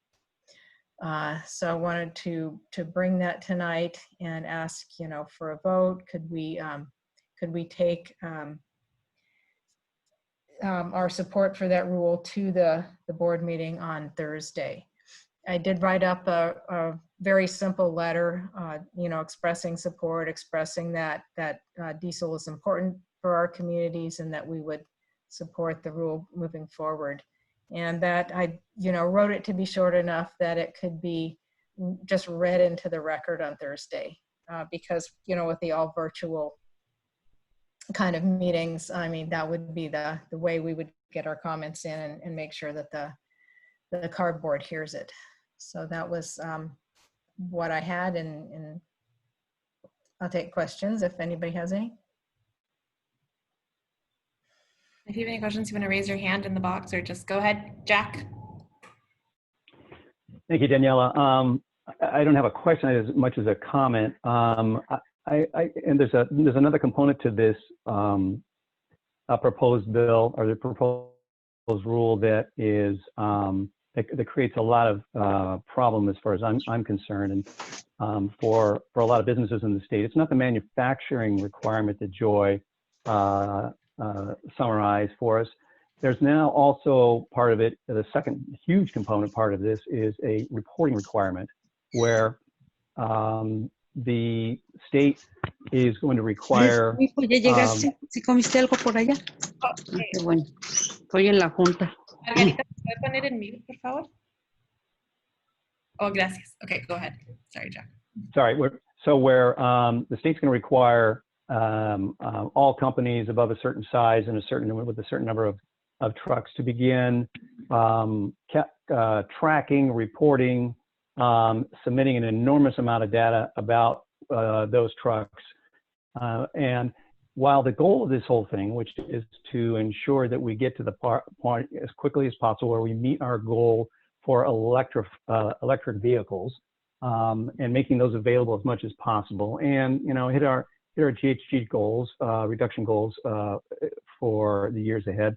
The problem is that here in the middle of the COVID-19 pandemic, we've got an issue that is proposing an extensive requirement for reports that are, close to 40 pages long in terms of the requirements and the outlining of those that are going to just make it impossible for businesses to take this on, understand what they're supposed to do, and very little outreach was done with this rule to these affected communities to see, what does this mean for you guys? How much is it going to affect you? What is it going to cost you to report? Is there a way for us to implement this reporting requirement in a way that that works for you and lets us, reach our goals? Because of the pandemic, there's just been very little opportunity for that kind of communication to take place. And that's true with so many other regulations going on in Sacramento right now. It's just really difficult for everyone to weigh in like we used to. So whereas I don't have a problem with the first part of the letter, I definitely have a problem supporting the reporting aspect in this light truck rule. Okay, thank you, Jack, for those concerns. Is there, Joy, do you have a response, or is anyone else? If anyone else would like to get in, if you could just raise your hands, and Joy, go ahead. Oh, Larry, I see. Yeah, let's let other people, talk first.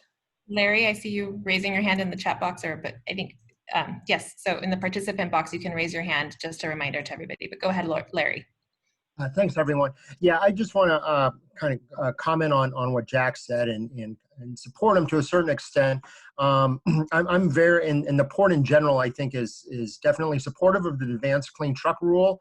And Joy, I think you did a really good job drafting the letter, so I'm very comfortable supporting it. But I do want to underscore, particularly if there's any CARB representatives on listening in or on the phone, that the reporting requirements that Jack has mentioned could be somewhat problematic. Mainly just from our perspective, I've spoken to a couple of people that are following this at my agency in a little bit more detail, and whether or not the actual reporting requirements is really going to help attain and achieve what it is that we ultimately want to do. So I just wanted to, essentially support what Jack's saying, that I think the first part of the rule is good. I think the way Joy drafted the letter is good. I think the concept is great. But if anyone from CARB staff is listening, I think that they should, just be cautious in terms of implementing, particularly the reporting requirement. Okay. Thank you. Thank you. Anybody from CARB in the attendees want to have anything? I'm gonna, for time, maybe efficiency, I'm gonna ask Sal and David to go, and then if there's any other list of items for CARB, then we can have CARB respond to all of those, if that's okay. But Sal, go ahead if you want to unmute yourself, and then David. Good evening, everyone. I think the letter is written just fine the way it is. I support the way that is presented. My only concern with omitting any kind of reporting, has been a constant challenge to get the reports to come in. It's a level of enforcement that's missing, you know, and clarification as to those that are applying for grants or anything like that, right? I mean, the funds keep going to the wrong people, and the reporting by way of enforcement would clean that up and make it a sustainable change, not something that we have to keep readdressing every couple of years. Just like we're talking now, or has been discussed, that you know, in 2008 we went through this change. Those vehicles are going out now. It must be 2010 or newer. Sooner or later, I mean, it's just going to keep flowing. And if this initial reporting was taken into the level that it needs to be taken to, we would not be funding corporations to continue operating every couple of years, give them a new, I guess, a new bag of money, if you will. So I stand with the letter that is written, and I just hope that we can find a way to enforce these things, because that's the real challenge. You know, I mean, unfortunately, that's the way it is. But that's what I have to say about it. I hope that CARB is on the line and they can explain a little bit more about how they tend on enforcement, as we've seen in the presentation of the steering committees, that they're out about back and forth. And so it's just, I know they're underpowered, undermanned, I would say, but it just really does come down to that enforcement. So that's what I have to say. Thank you. Thank you, Sal. David Flores, did you have an additional comment? Yeah, and I just wanted to say, you know, that I think two things. One is we're moving in that direction, right, with the work that we're developing for transportation and for trucks, and the port has done great work to this point to help us identify that fleet that can potentially be converted. And so I think this we'll see also has a timeline. It's not from one year to the next, and it eases into advancing the strategy. And so I just wanted to say that and to keep that in mind also. Thanks. Great. And if anybody on the attendee line from CARB would like to just to support, say something, and I'm seeing Emily Weir. So Emily, are you? Let's see. Are you with CARB? Emily's with Supervisor Fletcher's office. Great. So Vernon from CARB is saying that we have multiple CARB staff. However, no one here is from the mobile source team, which would be that rule. So unfortunately, nobody from CARB is able to speak specifically to the concerns here.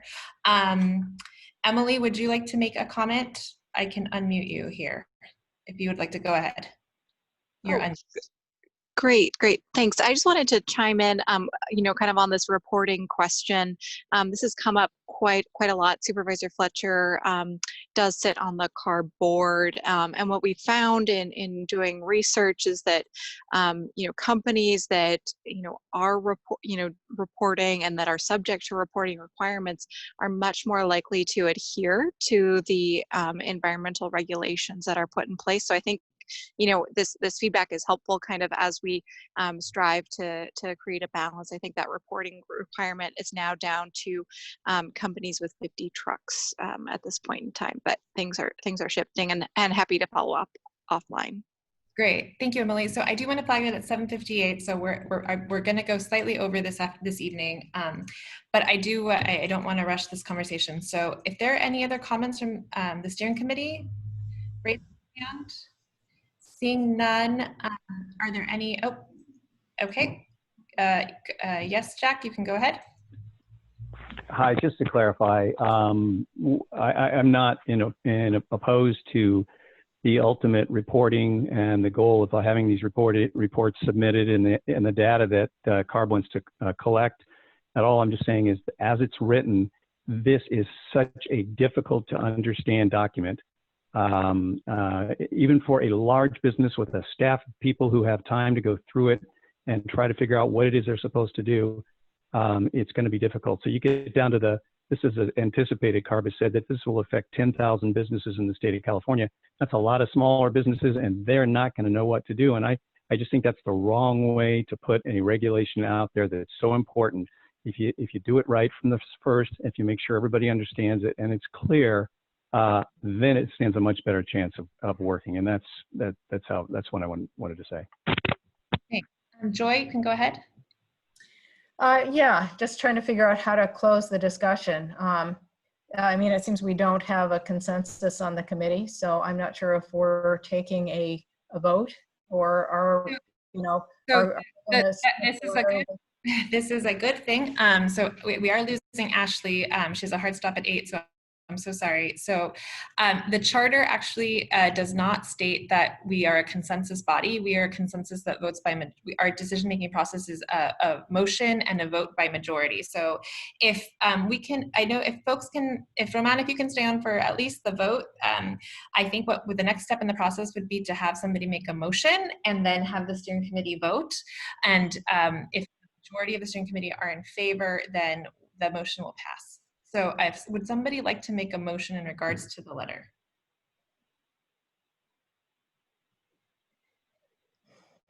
Sal Brink, I'll make the motion to vote on accepting letter as written by Joel and David.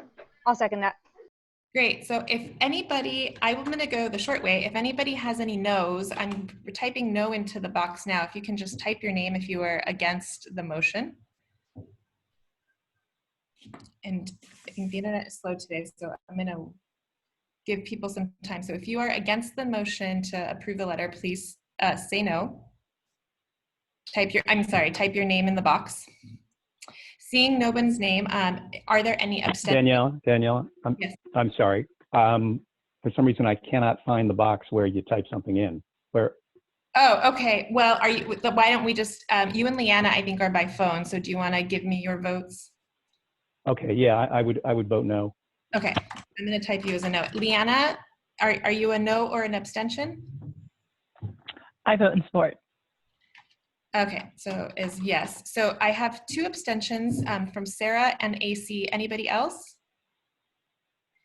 So everyone else, if you are voting yes, can you just type your first name and yes, or the letter Y next to it, just to do it quickly. Okay. And Sal voted privately to me, but he voted yes. So just to document that in the chat. Okay, David, could you do a count for me? But it looks like we have a majority here in favor of sending the letter, supporting the letter, sending the letter. Is that correct, David? Yeah, that's correct, Daniela. Okay, wonderful. So, so we have an approval then from the steering committee to send the letter as is. Joy. Hey, Daniela, this is Sarah. Yes. Hey, I only abstained because, frankly, I didn't have enough time to review this material between when it came out this afternoon and the meeting tonight. I don't know if in the future there's a way. I mean, I understand with COVID it's difficult. You know, we're running into some barriers and things like that, but it seems like we're getting a lot of documents just in the few hours before the meetings. You know, thank you for raising that, and that's fair. And so, yes, that is something that we can do, and I'm sorry that we put you in that position, Sarah. Okay, so with that, the motion has passed. In the next letter that EHC had wanted to bring to the item was for the steering committee to discuss 617 funding in the state budget. So Joy, do you have a quick update there? Yeah, the update is I don't think we need to send this letter. We were hearing that the legislator had allocated $50 million for AB617 implementation, but that the governor was hesitating to include that. There was some danger that he might, line item that one out. So we wanted to send a letter expressing the steering committee's support for leaving that funding in there.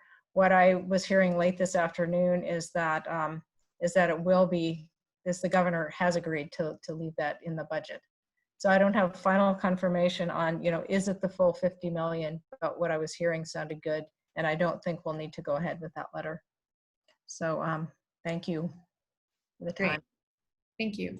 So for the next item, Sandy, did you like to, this was an item you brought, would you like to discuss it now, or would you like to move this to next month's meeting? I actually like to discuss it now, so I could be real quick. So, and you know, I just want to reiterate to Danella, like, you know, just apologies that you guys didn't get this letter in advance to review it. So, so what I'm going to do for today, I'm going to just kind of give highlights of what this letter is. So, at the moment we are in a moment where we're seeing the impacts of what COVID is doing to our communities, and specifically to our environmental justice communities that have been exposed to long-term air pollution. Harvard released a study that shows that communities that have these exposure have an 8% chance of dying from COVID.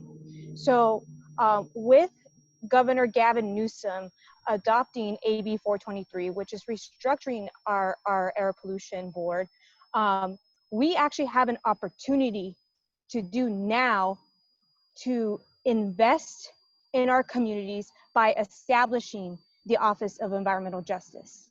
The budget is being shaped in the coming weeks, and we can do this now instead of waiting later. And so what you see in this letter is highlighting, you know, what our communities are at, the risk and the impacts they have been exposed to, and the solution of creating this office. As we've seen, CARB has an Office of Environmental Justice, and our communities deserve to have this because this will help achieve the goals that we see here in the AB 617. And on top of that, that this will be funded, and this will be part as a SERP strategy. And so what I hope is that you guys will vote in favor of signing on to this letter, and we'll submit this to the County Board of Supervisors. Timeline is on July 8th for that meeting. Great, thank you, Sandy. And I believe that letter was sent out to folks earlier today. Unfortunately, I think it was sent this afternoon, so we apologize for the short notice. Are there any questions for Sandy? Just wanted everyone to know that the board did vote to approve a county office of equity and racial justice, but there's still, Supervisor Fletcher is still interested in taking a board letter or a letter to the current board to establish an office of environmental justice within the air pollution control district. Emily or Rob, would you want to add anything to that? This is Emily Weir with Supervisor Fletcher. Just kind of to note on that, the you know, what was adopted today is really important. You know, Office of Equity and Racial Justice that will extend kind of across the county.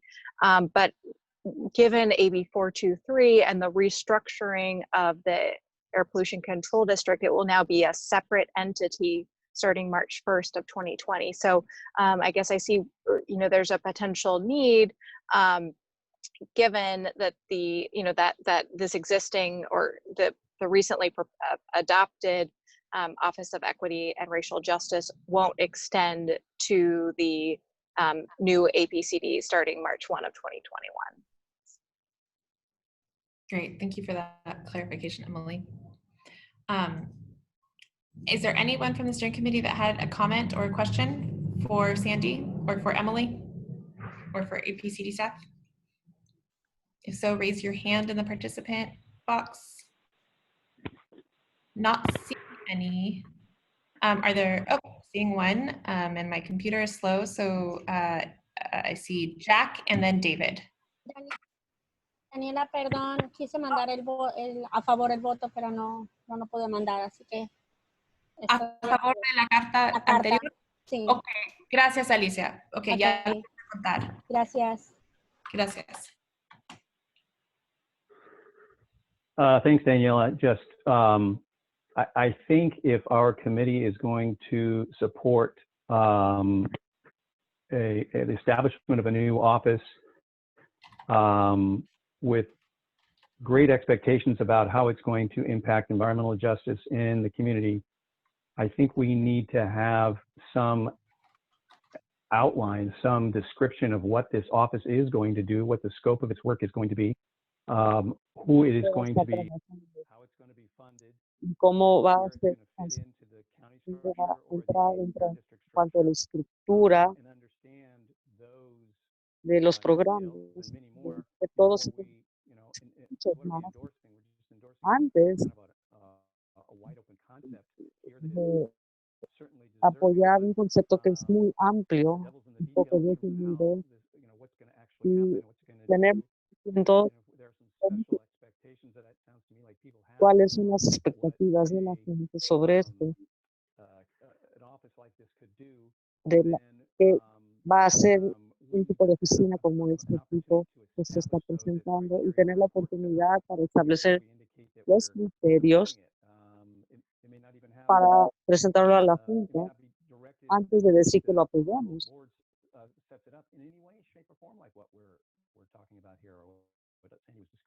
I think, typically don't. Típicamente, la mayoría de nosotros, antes de decir que vamos a apoyar o estar en contra de algo, que nos digan exactamente cómo va. These goals, what are your goals? None of that really is available to us, at least at this point in time. Not to say it won't be in the months ahead, but that would be the time to weigh in, I think, as a steering committee and support this and then discuss it. Okay, great. And sorry about that. We're having some technical difficulties with the interpreter. Elisa, are you able to hear me now without the interpreter? ¿Me pueden oír sin la intérprete? Exit from the interpretation. That would do it. Okay, great. Thank you. Okay, I see David Flores next. David Flores. Sí, gracias. Just a couple of comments. One is that Algunos comentarios que creo que us including this as a SERP strategy, we can address a lot of what Jack is bringing up. And I don't know, how quick or how slow action really is going to be needed at the Board of Supervisors. But I do see that with the new restructuring of APCD, it is going to be very important and critical to make sure not only that communities have internally somebody that's working across agencies and jurisdictions, but also that is the champion for continuing the pursuit of state funding, of other funding, of leveraging funding, right, of connecting with other stakeholders to make sure that the work continues through the SERP and then into other disadvantaged communities like San Isidro, like El Centro, that have air quality issues. And so reaching the community work like we have been doing with this steering committee, I think is important to make sure that there is that that central office at the APCD moving forward. So it's important. And I understand that it's just supporting the concept right now, but I think it's an important time to do that because of, again, the impacts of that communities have been suffering for a long time with air quality, but also on transforming and moving it into the new, the new work moving forward. Thanks.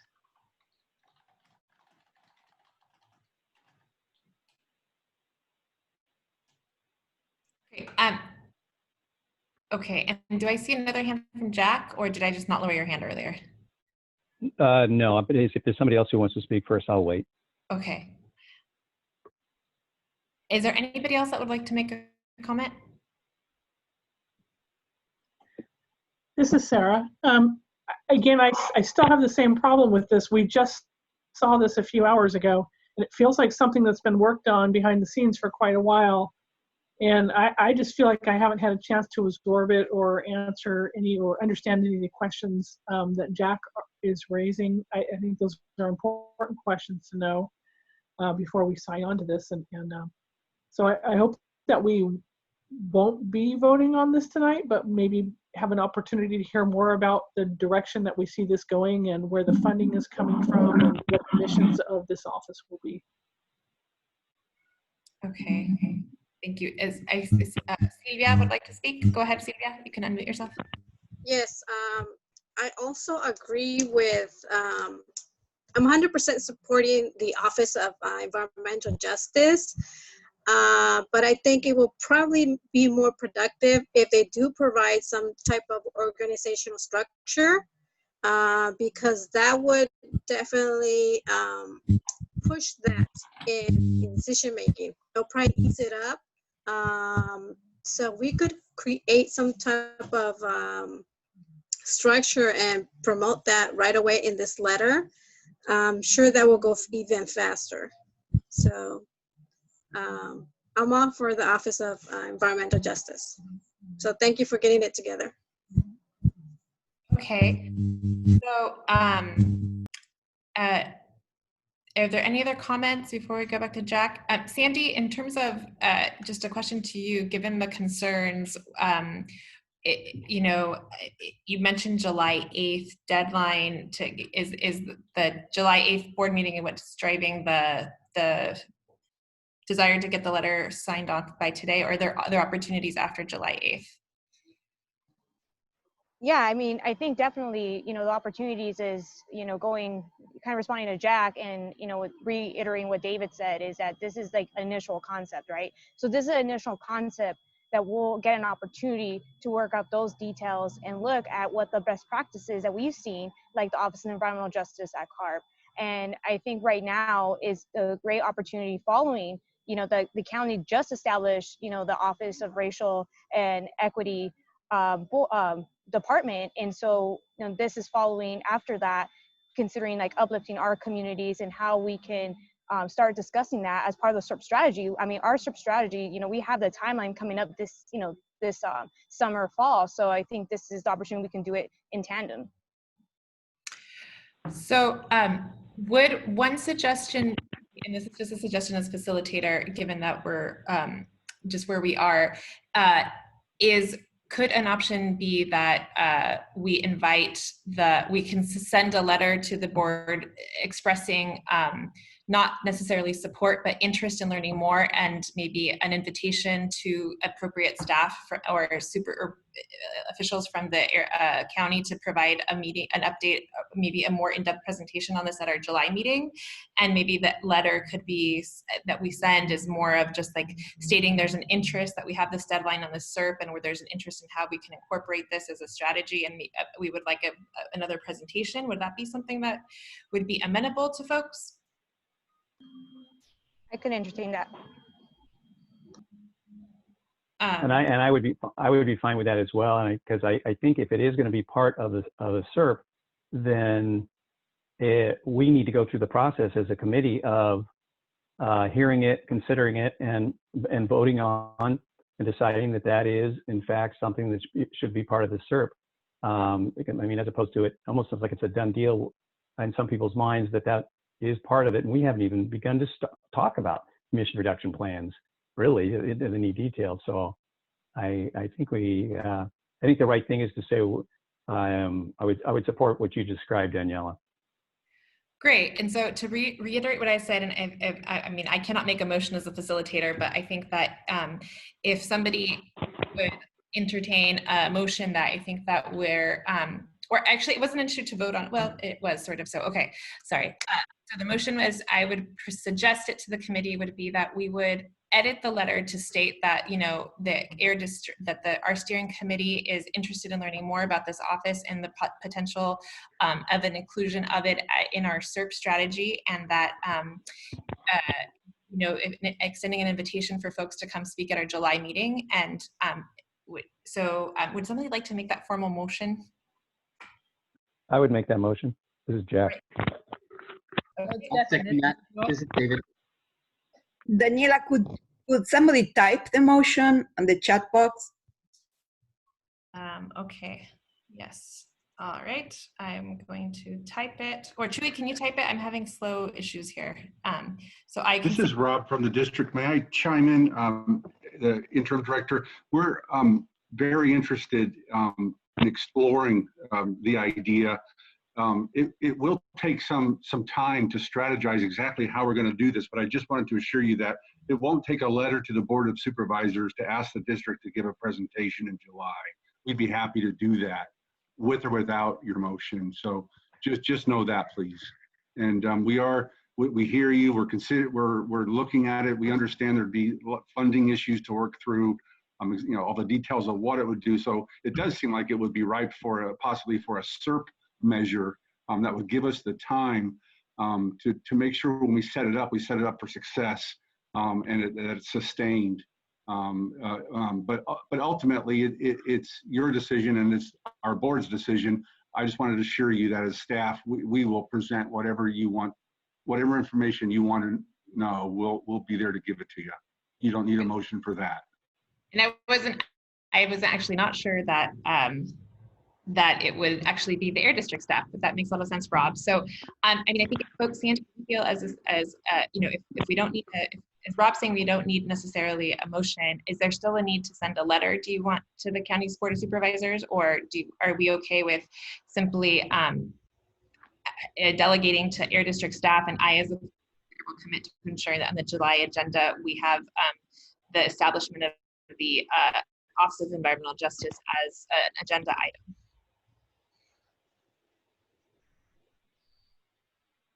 Sandy? And the item for the steering committee. For the steering committee meeting, yeah. Sorry. Yeah. Sandy, I think you're still on. So Danielle, with Emily on the line listening to all this, I really think it would be appropriate as well, and she can certainly weigh in on this suggestion that clearly Supervisor Fletcher is trying to do something productive with his proposal. I know that it's met a little resistance and from Reverend Shane Harris, but it might be helpful for us to hear from him, and then so he could hear from us about how, and particularly from the community, to hear how something like an environmental justice, Office of Environmental Justice could be incorporated into what he's forming, or does it have to be separate, or how might all it do? Working with him would be, I think, a wise choice at this point in time. Okay, Emily, if you want to go ahead.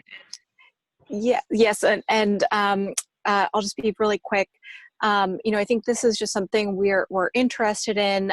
We see, the kind of the need from the community. Obviously, working with the AB617 steering committee has been really important and really wonderful, and we want to kind of set you all up for success. And so this is kind of, a listening exercise, as well as, taking some feedback and seeing how best we can support you as we're kind of starting to think about this transition towards next March, and additional APCD programs that are going on, and what is that kind of bigger picture. So I think this has been a really fruitful discussion, and appreciate everybody's consideration for this idea. And so maybe this is worthwhile a broader conversation at the July meeting. Wonderful. And Emily, we hope you or someone from your staff can come back in July to be part of that conversation with us. So we have agreement, I think it sounds like, or consensus that we'll move this to the July agenda item, July meeting agenda for the steering committee, and we will provide ample time and make sure that we get documents for everyone to review ahead of time. Okay, any additional comments?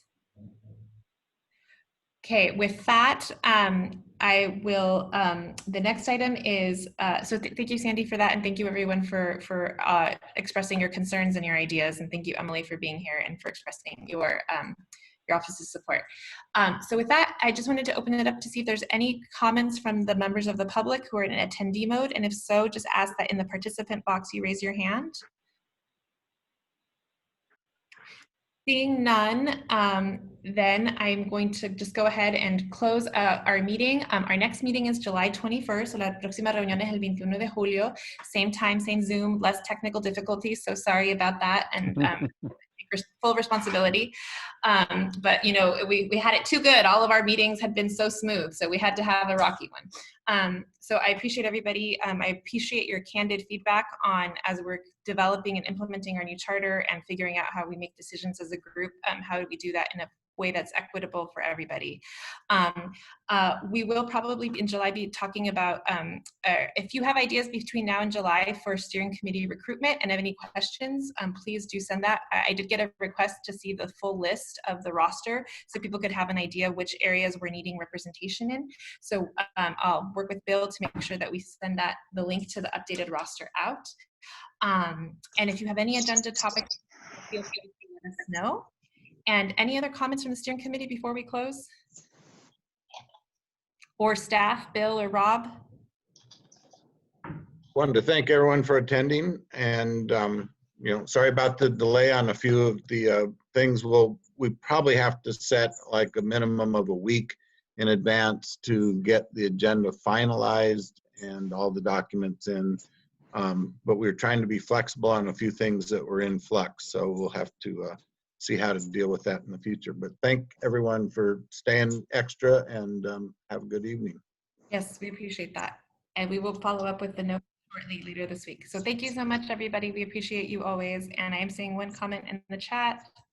The chat box closed. It's just a thank you and a goodbye. Okay. Thank you, everybody. We appreciate you and your time always. And thank you to the members of the public and CARB and everywhere else. Okay. Have a good night. Thanks. Buenas a familia. Good job, Daniela. Yeah. Thanks. Gracias a ustedes. Thank you. All right. Thanks so much, everybody. Thank you, everyone. Thanks. Thank you.